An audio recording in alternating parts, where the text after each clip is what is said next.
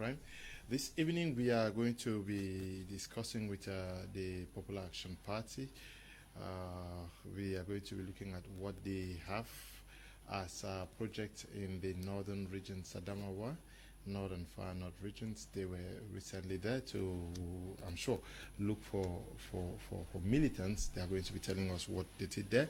They equally are going to be presenting us what they think as the way out of the ongoing Anglophone crisis, but also they would tell us why they were not part of those who signed for the platform or the coalition platform to revise the electoral code. They are also going to be telling us whether they would be signing in alongside other issues touching on our national life. We are going to be discussing this with the Secretary General of the Popular Action Party, the person of Fabrice Lena. He's the one who led the delegation to the northern regions. He's been involved in many of the party's activities. We are very glad to have him all the way from Yaoundé, the nation's capital. Good evening, Fabrice Lena. Good evening, Solio. Good evening to the fervent viewers of My Media Prime TV. Good evening to Justice Aya Paul, the former national president of the Popular Action Party, to Njang Denis Tabe, the current president of the Popular Action Party, to all the militants of the Popular Action Party nationwide, and to those watching from Santa Subdivision. Good evening to all of you. And thank you, Mr. Alio, for having me as your guest this evening. Well, I'll start by asking you what took you up north. We saw you in these regions. You were crisscrossing the northern regions. What took you up there?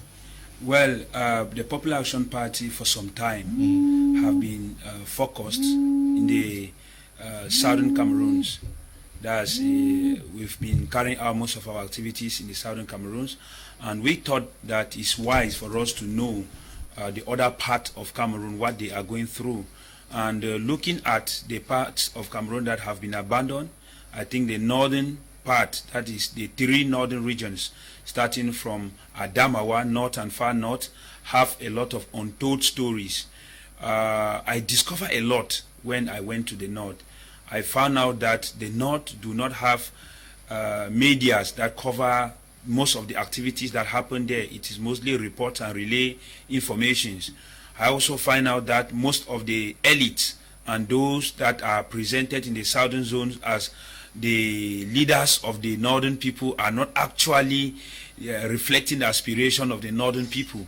I also find out that the people have been relegated to the background on so many aspects, from electricity issues to education issues to human rights violations, from Boko Haram crisis, right to livelihood, which is very difficult there.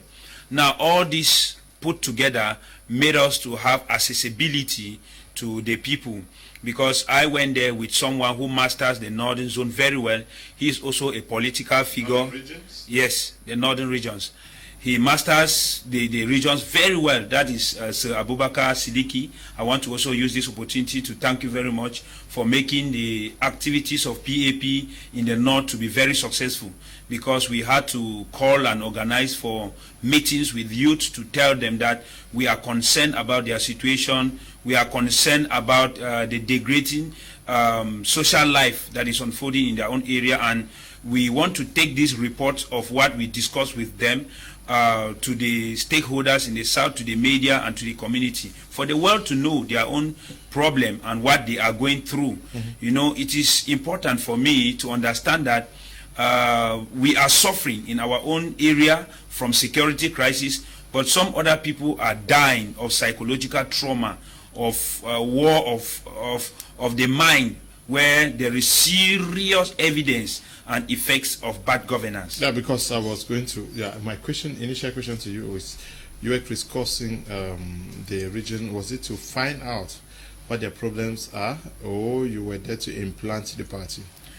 I was doing the two simultaneously.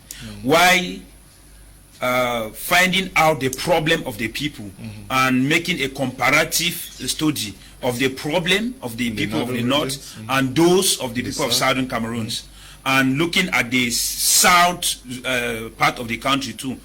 I came to realize that. No.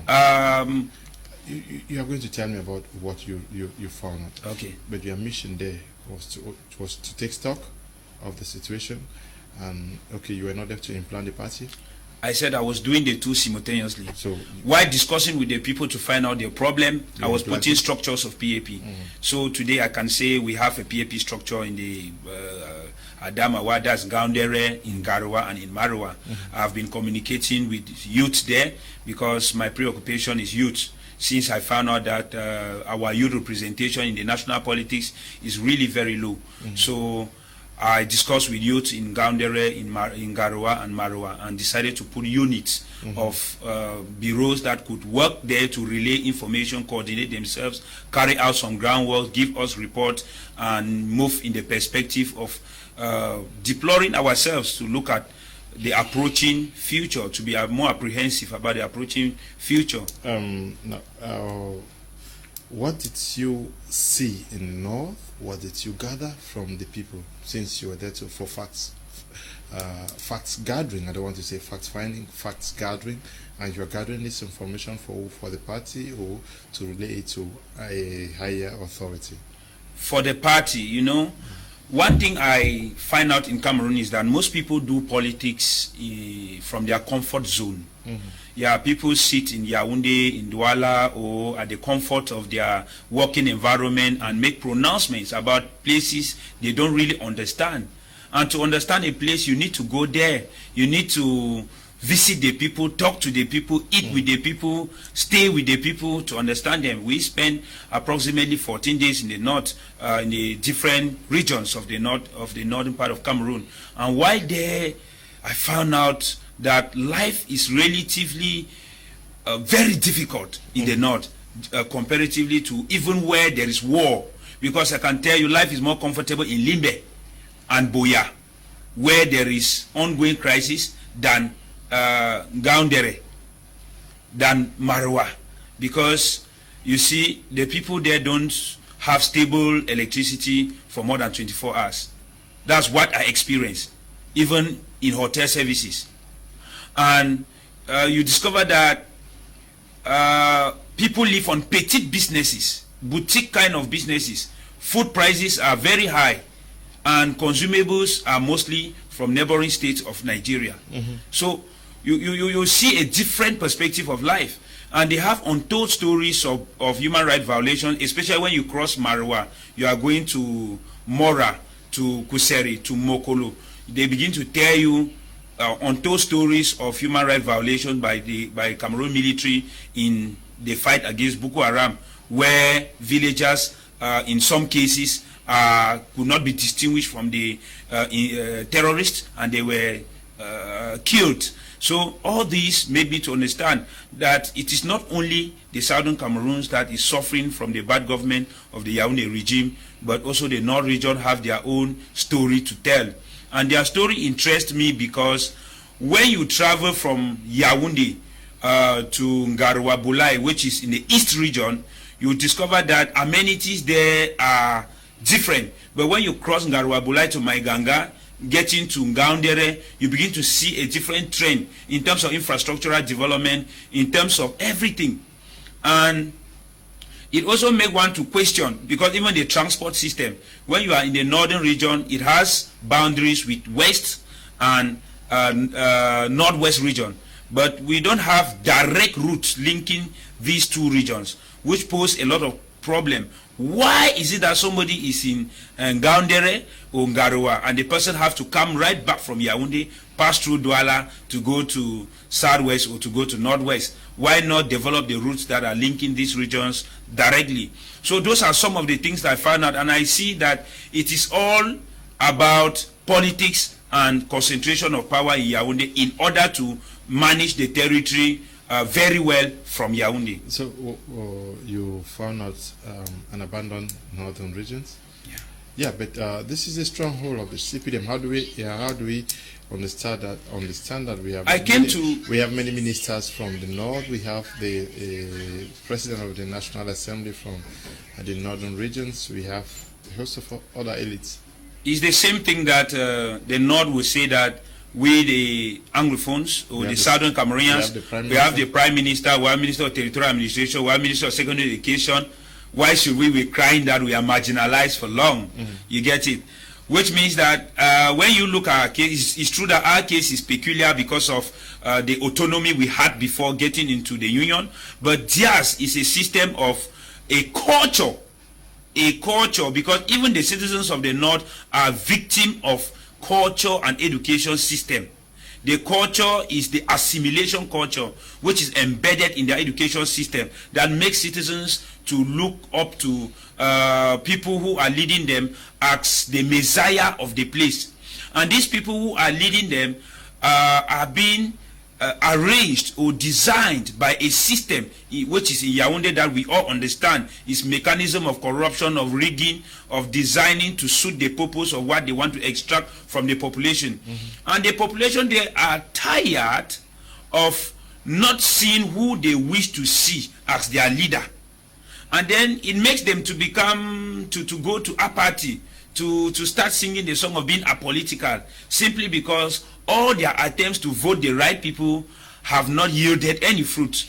And so the leaders they have, the National Assemblyman, the other ministers that they have, are just in Yaoundé representing their families, not the northern zone, because you cannot expect the abandonment of 3 big regions where the people have the culture of solidarity life, communal life, working together to enhance their community, but at the same time have leaders who are supposed to talk on their behalf about representation and what resources coming from their zone could do to them, like percentage of resources to go back to them. So none of this is the preoccupation of these people in Yaoundé, and it makes the people to have a gap, a very serious gap between... anyway, we are getting information this evening that the President of the National Assembly is calling on regional elites, divisional elites for an emergency emergency meeting that is supposed to take place out there in the north. We yet to know what is going to be the content of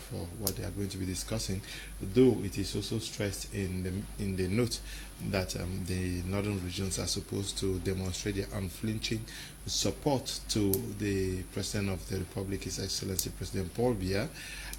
But let's wait and see how the meetings are going to unfold. But how many cells or branches did you implant in northern regions, Adamawa North and Far North?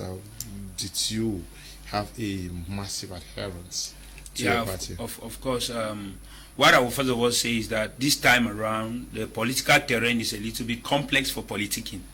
That's what we should know. So what we are doing now is trying to understand the mindset of the people in relation to politicians, to political parties, and what the future holds for us politicians, for political party and elections.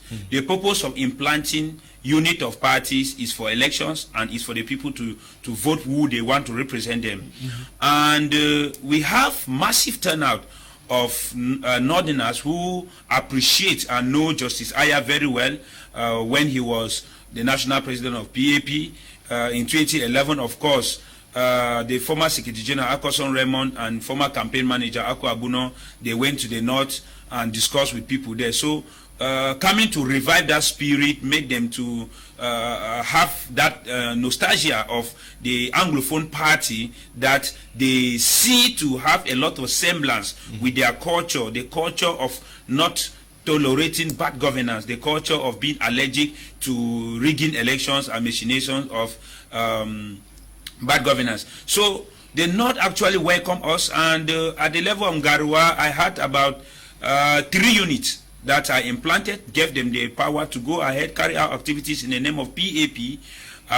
In Marwa is the same thing. I had 2 cells, that is Marwa 1 subdivision and Marwa 2 subdivisions. Meanwhile, we are doing this in preparation of whatever situation that will come in or happen in Cameroon, because we are in a very volatile situation. And in a volatile situation, you don't just work with one objective, or with one perspective, just going to implant party for the sake of implanting party, but you implant party to prepare the people's mind in case of any eventuality what they are going to do. I think a lot of things are coming up in Cameroon about transition, about succession, and so on and so forth. And I think that these are preoccupation of any part of Cameroon, or population of any part of Cameroon that you meet. And so in trying to explain to these people, we tell them that we are ready to take the forefront to represent their interests and their own voice. Now, do you now count on the north or the northern regions for future political victories? I count on the north very much. Why now? I count on the north very much because I first of all have strong allies there. Yeah, I have someone from north whose political activities have been influenced very much by a southern Cameroonian, whose political activities have been influenced by the Ambazonia activities, whose political activities have been influenced by the torture that he has received from the government. And such a person admires the Anglo-Saxon political structure, the Anglo-Saxon political parties and their way of operating. And in such a collaboration, we will have to go to the north to make them understand that if we are in power, this is how management will look like. And they are going to welcome it because they have been taught something different. Assimilation, culture of obedience without questioning. And so showing them something different is like opening their eyes to a new era and the era of reawakening, renaissance of consciousness, which is very, very vital. Which is very, very so they are seeing us like some sort of people who are coming to deliver them from the bondage. But at the same time telling them that every man, every citizen during periods of captivity has the power to bear or cancel his own captivity. Yeah, but did you find out the CPDM, the North is a stronghold of the CPDM. The North has given most of the victories to the CPDM party. The MRC also counts on the North. Many other parties. There is something. There is something that will be shocking to you. Okay. Just like the elections of 2018 in southern Cameroon and the elections of 2020 in southern Cameroon. What do you call by southern Cameroon? I mean, which elections took place in southern Cameroon? You are talking about the northwest and southwest regions? Perhaps if you want to say northwest and southwest, I prefer southern Cameroon. Who organized the elections in southern Cameroon? The government of Cameroon. Yeah, there are two Cameroons.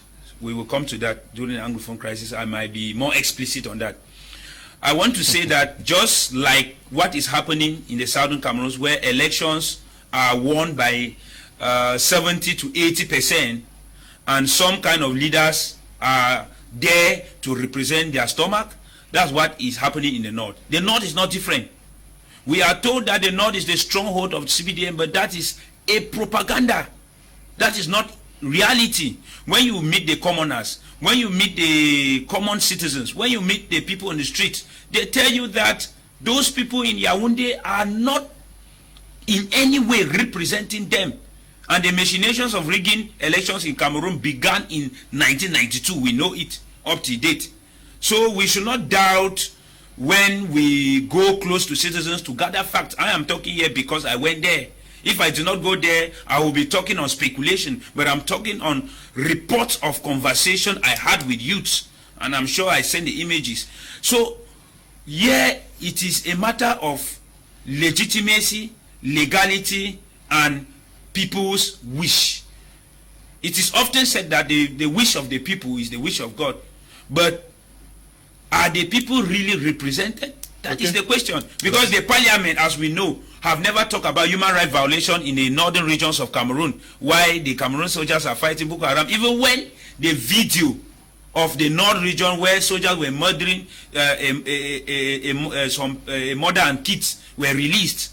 That's to tell you how far the people in the parliament voted are not reflecting the wish of those people in the north. What are you saying? That the military should not fight the Boko Haram? No, on the contrary. The military is pretending. On the contrary, I say that those who are elected are supposed to question excesses of directives that is given to armed force by executive arm of government. Why are you concerned about more about the military excesses and not the development of the people? Why you have not raised the issue that the MPs of that region are not looking into the fact that maybe the people of the north do not have enough potable water, enough schools, maybe electricity? Mr. Liu, I had already said it that social amenities in the north is limited to the center towns. That's when you are inside Marua, you go to the elite quarters.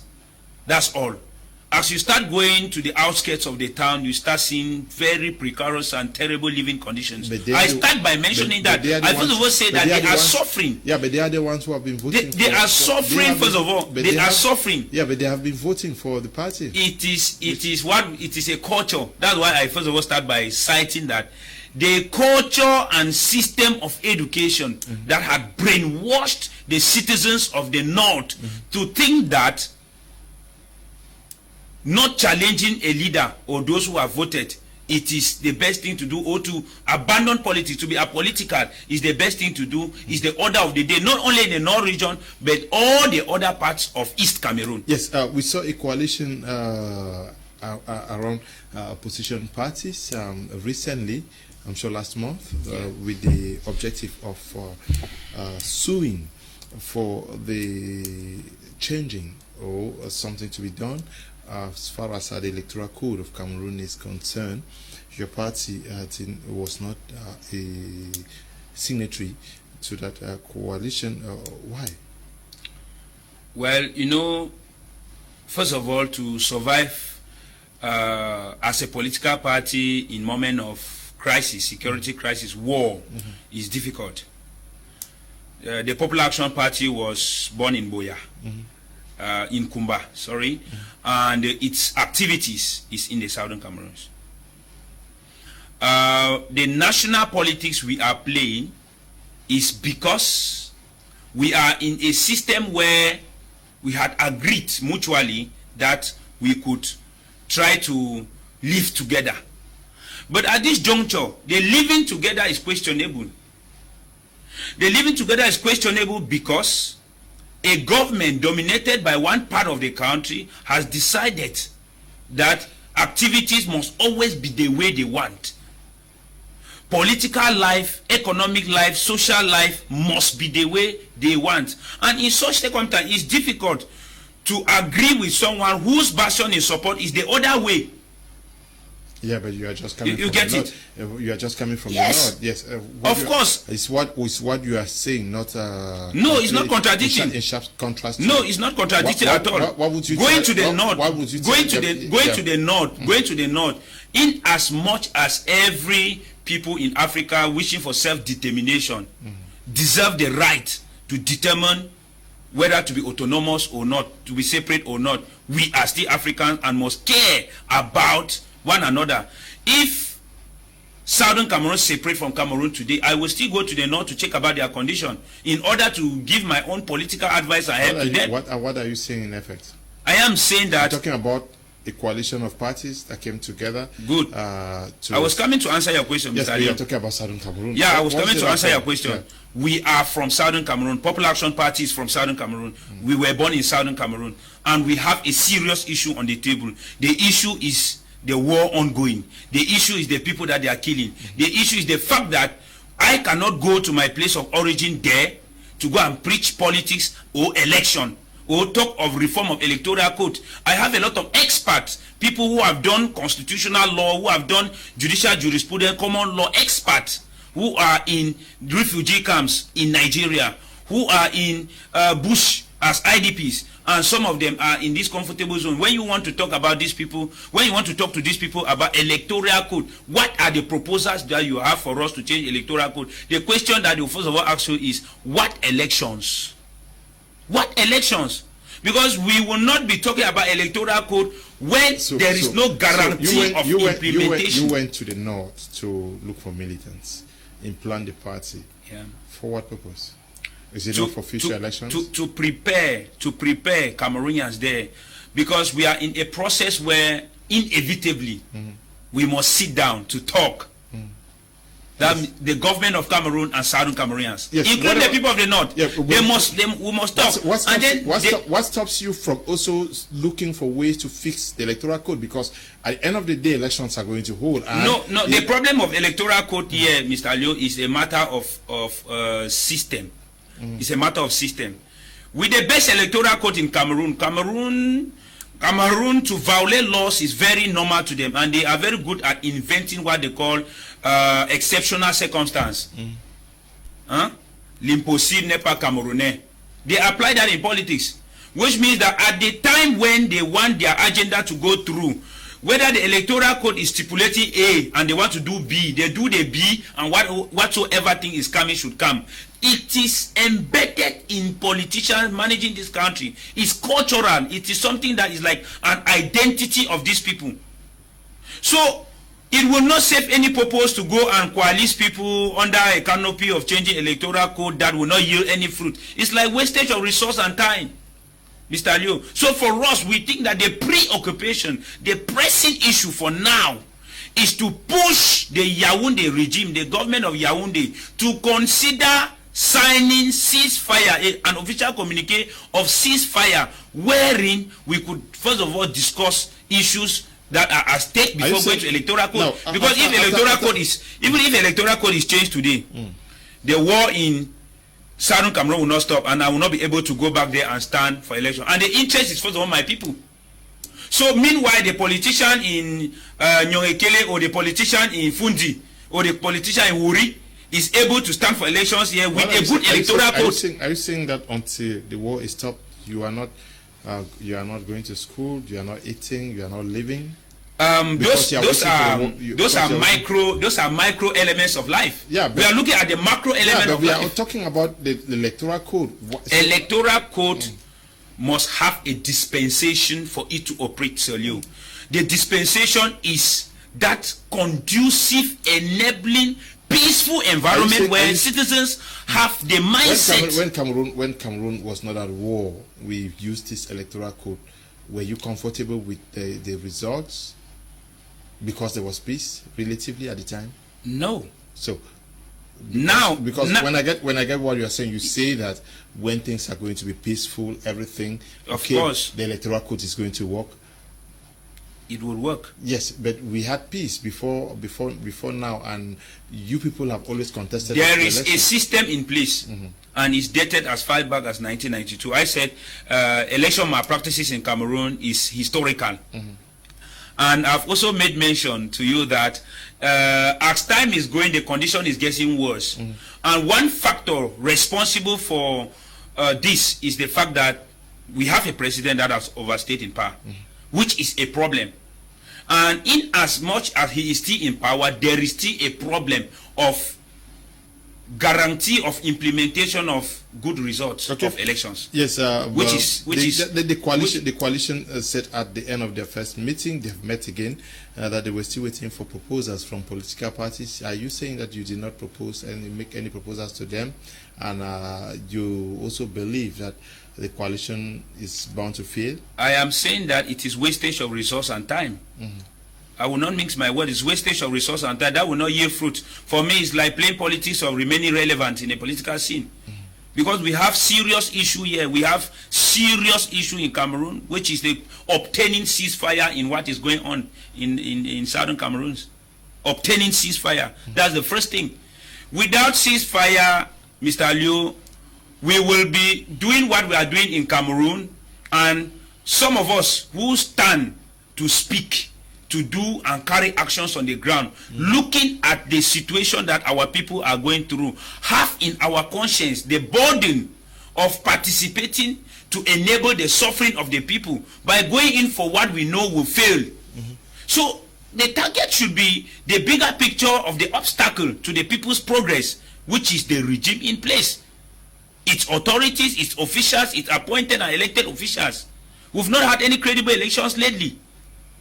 And in such circumstances, Mr. Leo, signatures of unelected officials, whether it's electoral code or it's constitution or whatsoever, do not bind the people. It's not binding. And if it is not binding, I don't know if it is this kangaroo parliament where they go to sit, to clap, talk, go about their various businesses in the name of representing the people, that will sign or fight or vote for such an electoral code to be enacted. Whereas we know very well they are praying for the regime not to end, so they could continue benefiting from their, how do they call it, a free term of office. Okay, good evening to you, Mr. Njang Dennis, the National President of the Popular Action Party. We're glad to know that you're watching us from Yaoundé. Dingoke Nelvi, good evening to you. Kemabine Desmond, good evening to you. And to you, Isabel Ayaba, good evening to you. Derek Foncha. Derek, don't get me wrong, please. I just need Fabrice to explain better for a better understanding of our televiewers out there. But I'll stay with you, Fabrice Elena. What, according to you, should be the best formula to guarantee transparent elections in the future?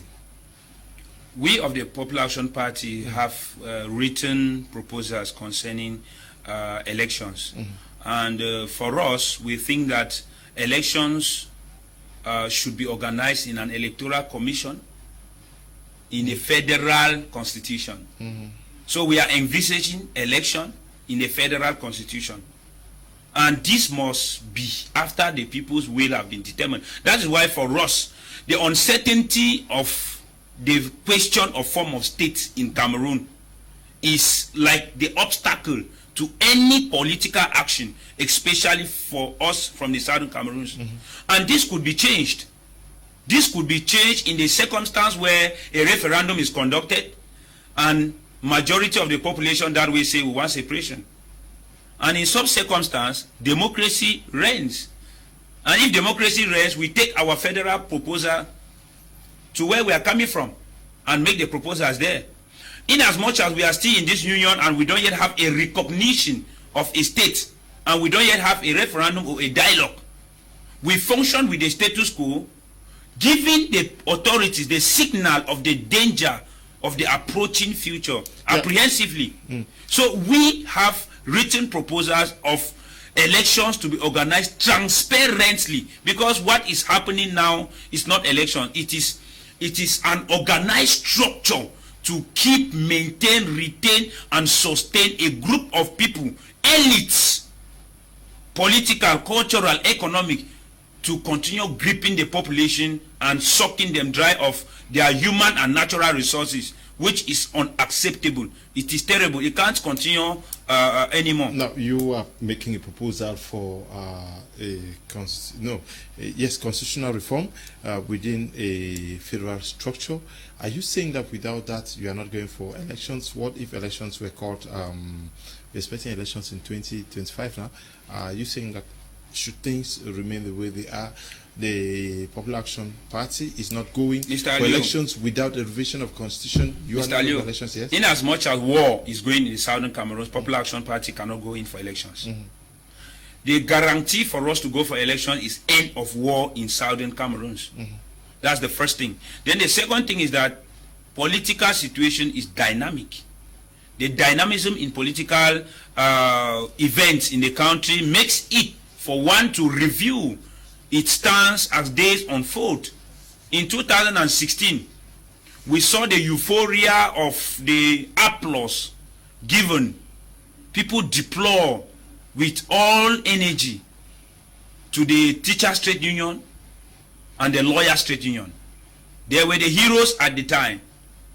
In 2018, the IG of Sisiko Ayutabe were the heroes at the time. When they were arrested, Samuel Sako and the others became the hero of their own time. And now we are seeing the emergence of, so as time is unfolding, leaders circulate, elites circulate, new ideas come in, and we adapt to the circumstances, respecting people that we are supposed to represent. That's the civilian population. Because the civilian population stands in a kind of the mercy of the decision of leaders. And if they stand at the mercy of the decision of leaders, we have that culture of caring enough of the well-being of these people. And so if you are going to represent the people when they have not mandated you, it is a question to reflect on. So we have to look at all this dynamism, and then as time is unfolding, we remove communique to look at how our party will adapt to the changing environment. We can't say for certain that 2020, 21, 22, we will continue not to go for election. But as time is unfolding, we look at the dynamism. But as I've said, if war is still ongoing in the southern Cameroon, we will not. We cannot go to election when our own path. We must first of all defend where we are coming from. We know very well that in some other countries, we've seen the wars going on for 20, 30 years. You are therefore saying that without the end of the war in the next 20, 30 years, you may not be ready for any elections. But the fact that the coalition came together to ask for a revision of the electoral code, is this also, can this give hope to Cameroonians that there is a possibility for a coalition in the future when elections are announced? Is it a good sign for the Cameroon's opposition, something that Cameroonians have been clamoring for a very long time? What hope, Mr. Leo? What hope?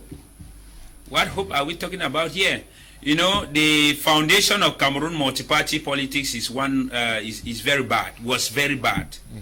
The foundation of Cameroon multi-party politics was very bad because CPDM was simply transformed from a unitary party system to become the party that will compete with the new parties that were born with the eve of multi-partyism, making CPDM to have the power of state apparatus coupled with the assimilation culture of French and the citizens that are being taught the French education system of not protesting against the government. You see how difficult it is. So it is a long-term calculated program, contrasting itself with the Anglo-Saxon education system that is more of protest to back leadership, back elections. So if we are going to take 30, 40 years, we've seen there is Kenya, there is Eritrea, there is Algeria, there is Angola. All these countries have secessionist movement. Even Nigeria, they have secessionist movement. In some cases, it's political parties that are championing it. But elections still go on. Elections still go on in this country. It depends on the leader and how they manage it. Have you heard of secessionist activities in Angola or Nigeria being so significant in the international scene or newspaper or communication? It is because the leaders in the heart of Boko Haram, the leaders in the heart of the Boko Haram war, elections took place in Nigeria. That is what I'm saying. I said it is the way leaders manage these situations. Mm-hmm. There are always, you know, colonialism came and made Africans to have adjacent tribes that were being divided between different countries. And when people come to reclaim their self-determination, the president in place, his way of managing it can make the people to rethink and see how to collaborate with the government for better management. If Ghana was not well managed by Akufo-Addo, Togoland, if I get what you have said, Togoland, which was part of Togo, mm-hmm, will have been in a violent situation than now. If I get what you are saying from the beginning of this program till now, the PAP is a party of the southwest and northwest region primarily, and not really a national party. That's what you are saying. The national aspect of PAP depends on the resolution of problem of people that PAP stands to protect and represent. That is where we are coming from. We are born in a place, and our place have a peculiarity of a particular history. They are not there to we cannot go for national interest when we cannot even safeguard the little interest of the people where we are coming from. You want to go and play politics in Yaoundé when in Bamenda and Boya you are able to contain the people? Mm-hmm. It's unheard of. If you don't know, majority of the people who became very radicalized in the early stage of this crisis are PAP members. Mm-hmm. Akoson Raymond, who I'm occupying his post today, was the Secretary General. He became radicalized because he was whisked off by the government for standing behind Justice Aya, who was also arrested, a Supreme Court judge, 224 days in prison without any reason. So how do you expect someone to clap for such a government, or go to say that, okay, let me go to East Region, let me go to, when the people are preparing to disintegrate the country by their political, economic, and social actions on the ground. So the first thing is to consolidate ourselves as a people. And what is you talked about form of the state? What is the proposal of the Popular Action Party? Let us go into the ongoing crisis. It has been there for getting to 5 years now. The international community is always just making, we have noted, we are condemning, we have this and that. Stakeholders themselves, they are not saying so much. People are still camping at their different positions. What is the PAP thinking about a way out of the current impasse? Well, the PAP is the political party that itself, with its militants, have suffered a lot from the crisis. That is by the actions of the militants on the ground, some being in exile, some as refugees, and so on and so forth. And we are always on the ground, either to carry out humanitarian actions or to carry out sensitization. And for us, we know that, Mr. Liu, in every situation where there is claim for something, it is the sovereign will of the people that will have to reign. PAP cannot prescribe something for the people of Southern Cameroon. PAP is a political organization from Southern Cameroon, just a political organization. We must consult the other political organization. And if the other political organization come alongside us, we sit down together and say, okay, we have decided on this. The difficulty here is that we are able to do that, but because it is difficult for us to have that chance to do this within the national territory of Cameroon, that is where the problem lies. When let me learn, when may he so rest in peace, Cardinal Tumi, struggled by all means that let Anglophone harmonize their views from federalists to separatists and other forms of proposal, confederalists and so on, so that we could discuss. Yes, people said that. Yes, people said that over their dead body that will not hold. Clearly put, what is the proposal of the PAP as a way out of the crisis? We have the Coalition for Dialogue and Negotiations. That's a Southern Cameroon organization in Europe. We think they have been doing a great job, and we think that they could help organize a conference or a dialogue or a consultation of Southern Cameroonians of different opinions to have their view. You know why we insist on this? You know, I cannot come to represent PAP and say that PAP have said that. I don't have the mandate of the people of Southern Cameroon, and people who are saying it do not have the mandate as well. No, you are not talking on behalf of the people of Southern Cameroon, but at least if you fault government for not solving the problem, you should at least make a proposal to government that this is the clear way out. Except you are saying that the PAP now represents. Just give me the possibility to learn. Except you are saying that the PAP now speaks for the people of Southern Cameroon. But before that, you keep talking about Southern Cameroon. Is the PAP a registered party in Cameroon? Of course. Was it registered as a party of the Southern Cameroons, or it was registered with the Ministry of Territorial Administration? Ministry of Territorial Administration. Does that ministry recognize Southern Cameroons as a part of Cameroon? And that is the reclamation that we think it has to be reviewed.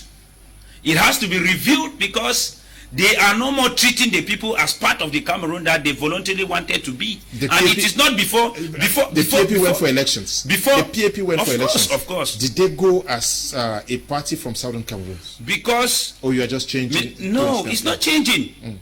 Mr. Liu, you can comply with someone for a given period of time, even if the person is maltreating you, but not all the time. The problem is, there is a people called Southern Cameroon, voluntarily came and made a people called Republic of Cameroon. And they have decided to live together. And injustice has been meted on the people of Southern Cameroon for a long time, that the nostalgia of Southern Cameroon with a government, well-organized, democratic institution, culture of solidarity, living together in harmony, has been systematically destroyed. And we are seeing the evidences today, where even our own brothers from the Southern Cameroon have been taught the culture of living individual life to the detriment of your brother. A culture we did not have. Are you talking as a party or as a Southern Cameroon? I am talking as a party. I am talking as a party. What you are saying is I am talking as a party. Official position. No, that is not. When you talk of official position, allow me to conclude. Yeah, because good. Let me conclude. I'm saying that we of the Popular Action Party, as of now, we think that you stand with the people of Southern Cameroon. Yes, that's the first thing. There must be referendum. There should be referendum. This referendum will determine the will of the people. If the will of the people is separation, so be it. If the will of the people is federalism, so be it. If the will of the people is confederation, so be it. Since 2016, the Popular Action Party made an official communique. For us to solve the Anglophone crisis, let us revisit the 1961 Gentleman Agreement. Because after 1961, whatever thing is happening is unjust. And it is the accumulation of these injustices on the people that have led to where we are today. If we revisit it, and we agree on the terms of living together, so be it. If we revisit it and we don't agree on the terms of living together, we go our separate ways. That is as simple as that. But the problem now is how to go back and revisit it. How to go back and revisit it. That's where we are telling you that CDN could handle the harmonization of Southern Cameroon views. Meanwhile, with the Cameroon government, they simply have to accept ceasefire, accept to negotiate with those they call terrorists. Because the government of Cameroon itself have been terrorizing citizens by embezzling funds that is from the sweat of citizens through taxes. They have been terrorizing citizens on different forms. Let us understand where we are and our government. Yeah, Fabrice Lena, you were part of a coalition with Professor Maurice Kamto. Yeah. Today you say there is nothing to believe in a coalition in Cameroon. When you were joining with the coalition for Professor Maurice Kamto, where was the interest of the people of Southern Cameroon in that? We have never had a coalition. What we had was an agreement for a common purpose. What was the interest of the people of Southern Cameroon in? Yeah, that's where I want to come in. Yeah. We had a coalition for a common purpose because I believe that if the president who is incapacitated is out, we could have the chance. If a president who is incapacitated? Yes. Is there a president who is incapacitated? The president in power is not performing his functions as president of the republic. But he's not performing his function. He has delegated power to somebody else, which is dangerous and illegal. That is what you are saying. We are it is what we are seeing. No, we are going to take exception to what you are saying. Of course, I am taking it. Yeah, constitutionally there is a way to ascertain incapacitation. We cannot. You take responsibility for what you just said. Yeah. I take responsibility, Mr. Leo, to tell you, a president cannot be managing a country and he's absent in the political scene to do check and balances in order for the country to function well. A president cannot be in power. We have health crisis, security crisis, multiple crises in the country. You are not there to address the people and talk to the people. We only hear high instructions. We only hear appointment. And that is on Twitter, on Facebook, or CRTV announcement. What system of governance, where is it in our constitution or the functions of the president of the republic where his functions should be carried out on pictures and tweets? Was he voted by tweets? That's not part of that's part of our discussion. No, that's not part of our discussion. That's part of our discussion. Fabrice Lena, you asked me a question. Let me come back to it. You said that why did I coalesce with Maurice Kamto and what was the objective? Where was the interest of the people of Southern Cameroon? To tell you, I believe that if the protest to oust the present regime is successful, we sit down and discuss the way forward. Is that what you discussed with Professor Maurice Kamto? Of course. Okay. Of course. So the intention was to oust the president of the republic. Of course. Yes, but many persons have refused that it was a peaceful demonstration. Well, but here you are asserting that the objective of that march was to oust the president. If that is those persons' intention. My intention is to oust the president. You had a discussion, your party had a discussion with Professor Maurice Kamto before the 22nd of September. We had a working session together. Yes, and from the discussion, it was agreed that the intention was to oust President Paul Biya from power. That's what you are saying here. Okay, but you talked about a referendum, and you talked about a secession, you talked about a lot of things. Are you saying that if the PAP was to be given Cameroon today, they would say, okay, let's organize a referendum if the people want to secede? Is that what they don't give a party a country. A party no, if you were to win the elections, assuming that you were in power today, the conditions of winning election cannot be with the present dispensation of Cameroon. Yes, let's assume that you are in power. The PAP is in power today, Mr. Liu, and has the charge of Mr. ruling Cameroon. Mr. Liu, yes. We don't assume in politics. What I mean by we don't assume in politics is that the present government knows what to do, but they are giving the wrong prescription to a wrong disease. You and I know that, right? Tell us what you would do. Tell us what you would do in their position. Now, it's simple. You ceasefire. First thing. Secondly, let's discuss what went wrong. Reconciliation Commission, we apologize, we are sorry. Can we still live together? Under which form of dispensation do we want it? As simple as that now. What is the form of the state that you would propose for Cameroonians? The PAP? Federal Republic. Yes. 10 states or 2 states? Federal Republic. That the number of states is another discussion. You know, we don't just make pronouncements. We don't just make pronouncements because we want to make it. That's why most of the time we say that it is during a working session before you can determine the circumstance of a situation. Because there are many times where people go for political workshops.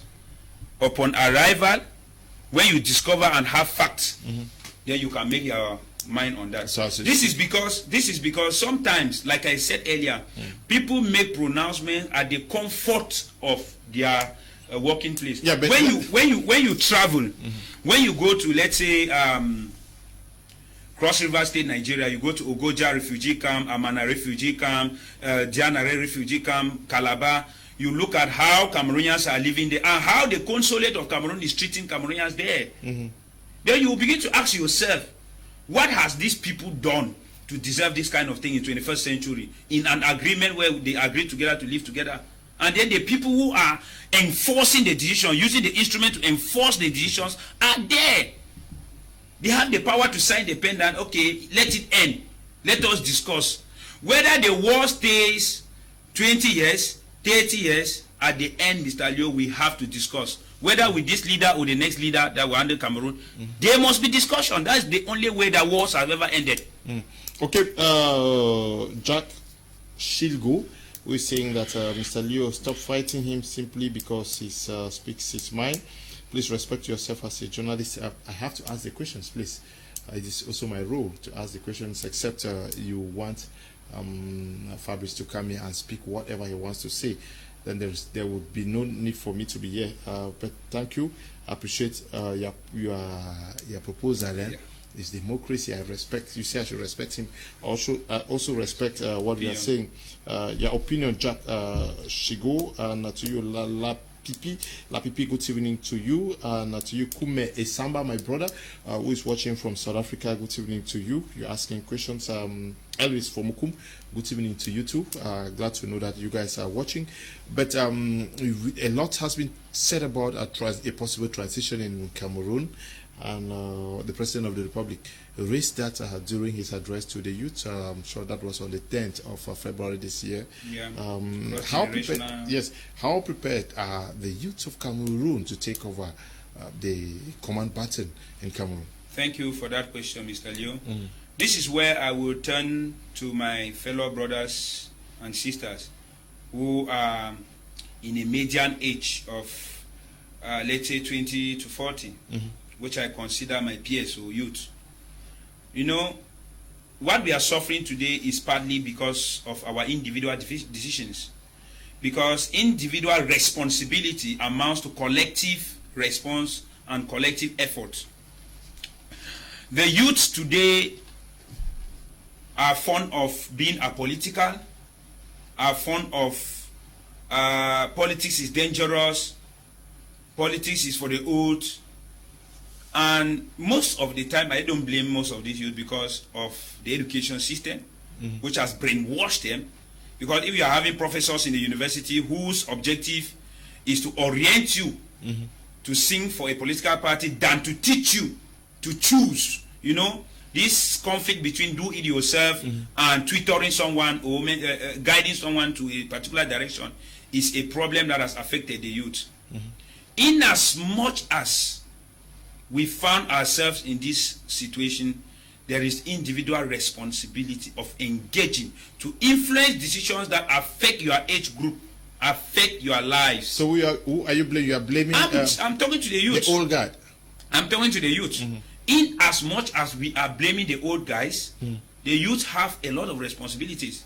Most of the time, Mr. Leo, when I go to Facebook to read comments of youth, they make a lot of noise commenting under people and saying a lot of things.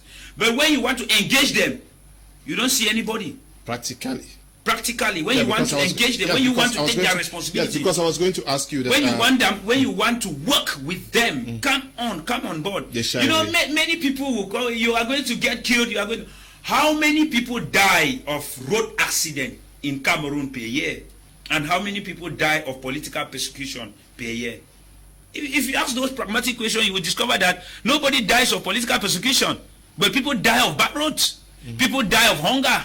People die of diseases that they cannot cure. They are running from what will kill you. You get it? So instead, people are running away from what will influence them to have the power to influence the situation, which is politics. Yeah, because I was going to ask, we have had young candidates in Cameroon. Yeah. We have not seen the youths rally behind them, but rather youths have worked for the sustenance of the old guard in power. That is where I keep saying that responsibility. Responsibility. Building a political career is one of the most complex things as a young person, because you have in front of you a lot of responsibilities and challenges. Responsibility of being responsible, handling your own personal issues, family, looking up to mentors and so on and so forth. At the same time, trying to build credibility, consistency, courage, trying to make a melange of so many things at the same time, work, build career. And in this type of situation or context, what I can tell the youth is that everyone is a potential politician. Be it nurse, be it doctor, be it whosoever, street, everybody in a country is a potential politician. And even if we want to talk about people who go to university to do political science, how many of them graduate from Boya, from Bamenda, from Soa, from Yaoundé, abroad? How many of them are active in politics? Politics is more of an engagement, a feeling of engagement than going to school to do a certain course called political science, because most of them are not even putting that into practice. So at the end, I want to call on the youth that if what is happening to us today in Africa and in Cameroon in particular is happening, is because we have left the old people to play our role. And we have to drive them. We have to unite ourselves. We have to bond ourselves in order to cancel the captivity of bondage that we have been put into. And this is only by getting politically active. If you look at youth in Southern Cameroon, like I say, they are like the conscience of the nation in so many aspects. Because whether it is at the level of higher institute, whether at the level of politics, their own way of looking at political life is always different and outstanding. We sorry, unfortunately, we have to end at this juncture of the program. It's already 10 p.m., 1 hour for our discussion. We hope we are going to have another opportunity of receiving you, the Secretary General of the Popular Action Party, Mr. Fabrice Alena, to tell us more. I wanted us to talk also about more about transition, and also about the regional councils that were recently put in place, but unfortunately we cannot do that. we also want to just say we have to end here. Thank you, all of you who took time off to watch the program. Fabrice Lena, all the way from Yaoundé, the nation's capital, Secretary General for the Popular Action Party. Thank you for answering presents for this edition of The Point. Thank you very much, Leo. I just want to pass this last message that let Yaoundé and the international community know that any attempt to mastermind the constitution in order to put somebody in power, it is an inevitable civil war in Cameroon. So be warned, please respect the constitution and solve the Anglophone crisis for us to have peace. If not, it shall not leave anybody. Everyone shall be touched by this. Thank you very much for giving me this platform. Thank you, fervent viewers. I remain your humble leader. Okay. We also want to thank all of you who took time off to watch the program. Eli and all of you at the broadcasting, we say thank you. And to you, Tabi, Tembe Bryant, supervising the work we do out here. Stay blessed. Bye-bye.